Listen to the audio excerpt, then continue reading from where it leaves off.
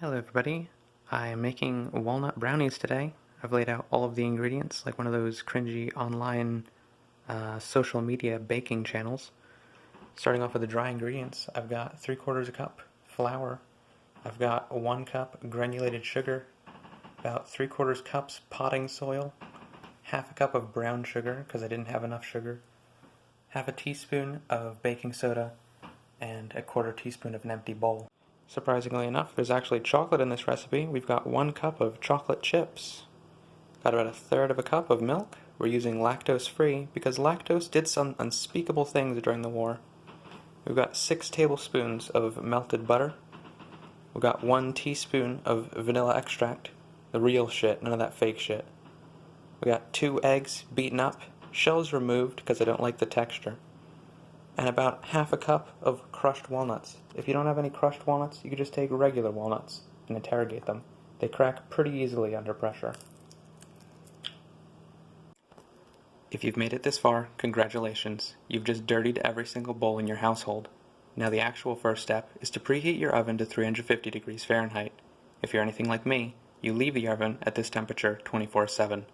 However, if you don't leave your oven preheating at 350 degrees Fahrenheit for no reason, or you simply don't own an oven, I recommend going out to the store and buying one. Now is a good time to do so. You can pause the video and come back later. So the next step of this recipe is to add all the milk and about half the chocolate into a large mixing bowl. Then pray to God that it actually fits in your microwave and cook it for about 30 seconds. Once it's done, you'll take it out, stir it, and put it in again for 30 seconds to make sure that they're all dead. If your microwave is filthy like mine, good, as it adds character to the recipe.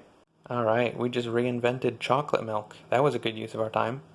Anyway, we're going to take all of the melted butter, vanilla extract, and egg and mix them together so we've got one large gloopy batter. Then we're going to take all the chocolate and all the dry ingredients and mix them together all at the same time haphazardly. Doesn't really matter what order apparently, since everything is being mixed together in the same step. Just put it all in the bowl at the same time, it doesn't even matter. The next step of our brownie baking journey is to add everything together into a 9-inch metal baking pan. However, I only own a glass baking pan, so we're going to live dangerously and move on. Anyway, we're going to add our cooking spray and then dump in all the batter. Alright, so my phone died during the part where I added way too much baking spray, poured it all into the pan, and then put the nuts on top. Anyway, we're just going to assume that your phone died too. We're going to put both in the oven for about 19 minutes, and the brownie should be done baking, and your phone should be done charging. Okay, so it turns out that it actually takes a little longer in a glass pan. I had to cook it for about a half hour, but once you're all done, you can just take them out of the oven very carefully and set them aside to cool for about 5 minutes. There you go, pre-portioned walnut brownies.